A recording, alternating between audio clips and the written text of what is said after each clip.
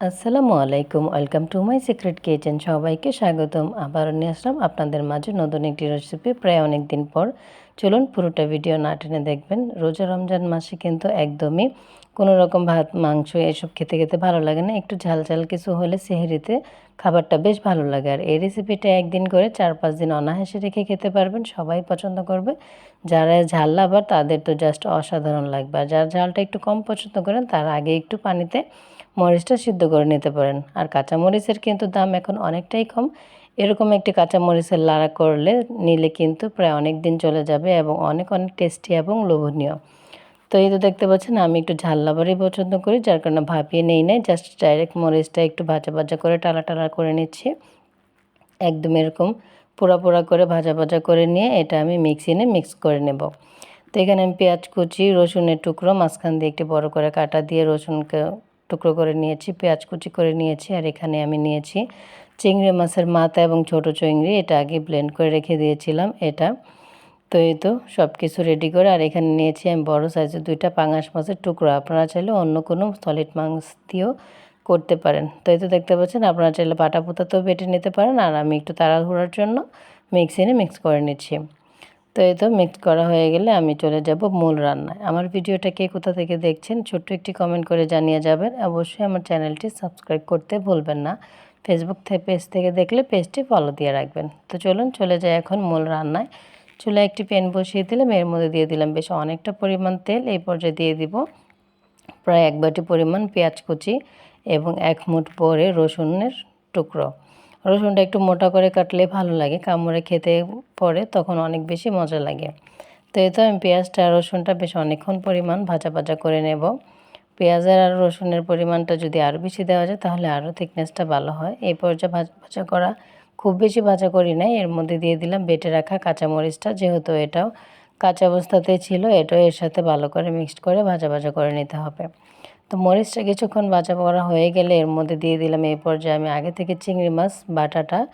এটা দেওয়ার ফলে কিন্তু অনেক সুন্দর একটি স্মেল আসে এবং এটার থিকনেসটা এত বেশি ভালো লাগে। আপনারা এটা অবশ্যই দেওয়ার চেষ্টা করবেন। যদি বাটা না থাকে চিংড়ি মাছ ছোট হলেও দিতে পারেন, ছোট চিংড়ি মাছগুলো। এই পর্যায়ে এটাও মিক্সড করে নিয়েছি। এখন দিয়ে দিলাম আমি এর মধ্যে 1.5 টেবিল চামচ পরিমাণ রসুন বাটা। শুটকি মানেই কিন্তু রসুনের বাটা, মরিচ, শুটকি এগুলা মাস্ট বি লাগবেই। এটাও আমি দিয়ে আবারও ভালো করে মিক্স করে নিয়েছি, সব কিছু যেন কাঁচা স্মেলটা চলে যায়। এই পর্যায়ে দিয়ে দিলাম মাত্র 1/2 চামচ পরিমাণ মরিচের গুঁড়া, 1/2 চামচ পরিমাণ ধনে গুঁড়া এবং 1 চামচ পরিমাণ হলুদের গুঁড়া। মরিচটা জাস্ট একটু কালারের জন্য দিয়েছি, নয়তো অনেক বেশি পরিমাণ ঝাল দেওয়াই হয়ে গেছে। এই পর্যায়ে দিয়ে দিলাম স্বাদ মতো লবণ। আবারও সব কিছুর সাথে ভালো করে মিক্সড করে নিচ্ছি।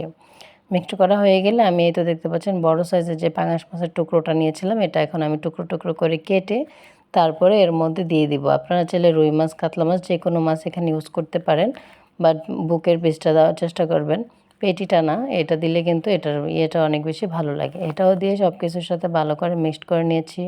এত সুন্দর এই পর্যায়ে একটি স্মেল আসছে যা বলার বাইরে। আর মিক্সিনটা ধুয়ে এর মধ্যে দিয়ে দিলাম এই পর্যায়ে মশলাটা কষিয়ে নেওয়ার পরে। তো সব কিছু যেন পারফেক্টলি সিদ্ধ হয়ে যায় এই জন্য দিয়ে দিলাম বেশ অনেকটা পরিমাণ পানি। পানিটা দিয়ে সব কিছু নাড়াচাড়া করে এর মধ্যে কিন্তু মেন যেটা, যে কোনো শুটকি বোনা বা শুটকি লাড়াতে শুটকি ছাড়াতে হবেই না, বড় সাইজের একটি বাঁশপাতা শুটকি আমি ভালো করে ক্লিন করে এর মধ্যে দিয়ে নিয়েছি। দেওয়া হয়ে গেলে আবার সব কিছু করে আমি এটা একটু ঢাকনা দিয়ে ঢেকে দেবো যেন পারফেক্টভাবে সব কিছু সিদ্ধ হয়ে যায়। তো ঢাকনা দিয়ে ঢেকে রাখার পর একদম বলক উঠে গিয়েছে। এখন আমি ঢাকনাটা তুলে আবারও নাড়াচাড়া করে নেব এবং মাছটা একদম সিদ্ধ হয়ে গেছে। মাছটা আমি স্প্যাচুলার সাহায্যে একদম টুকরো টুকরো করে ভেঙে দেব, কোনো রকম আস্ত টুকরো রাখবো না, একদমই সব কিছু ম্যাশ করে ফেলবো। এই তো দেখতে পাচ্ছেন আমি স্প্যাচুলা দিয়ে একদম ভালোভাবে নাড়াচাড়া করে ভেঙে ফেলছি।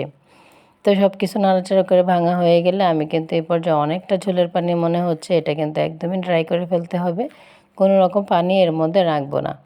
আর সবচেয়ে ইম্পর্টেন্ট যেটা, যে কোনো শুটকিতেই কিন্তু লেবু পাতাটা দিলে এটার স্মেল অনেক বহুগুণে বেড়ে যায়। আমি 2টা লেবু পাতা ছিঁড়ে এভাবে মাঝখান দিয়ে ফালি করে এর মধ্যে দিয়ে নিয়েছি। এটা কিন্তু লেবুর একটা কাজ করে আর এত সুন্দর একটি স্মেল আসে।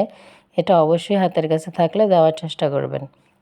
লেবু পাতাটা দিয়ে আমি একটু জাস্ট ভিতরে ঢুকিয়ে দিয়েছিলাম যেন স্মেলটা ছড়িয়ে যায়। এটা কিন্তু প্রায় লাস্ট মুহূর্তেই দিতে হবে, নয়তো তেতো একটা ভাব চলে আসে। পানিটা যখন একবারই কমে যাবে নামানোর 5 থেকে 7 মিনিট আগে দিয়ে একদম এরকম শুকনো শুকনো করে তখনই লেবু পাতাটা দিয়ে দেবেন। আর আমি পুরোটা পানি একদম শুকিয়ে নিয়েছি, সব কিছু পারফেক্টভাবে সিদ্ধ হয়ে গেছে। এত সুন্দর স্মেল বেরোচ্ছিল চিংড়ি মাছের বাটা এবং মাছ শুটকি সব মিলে কিন্তু আমার রান্নাটা প্রায় একদম শুকিয়ে গেছে, হয়ে গেছে। এখন আমি সার্ভ করে দেখিয়ে নিচ্ছি।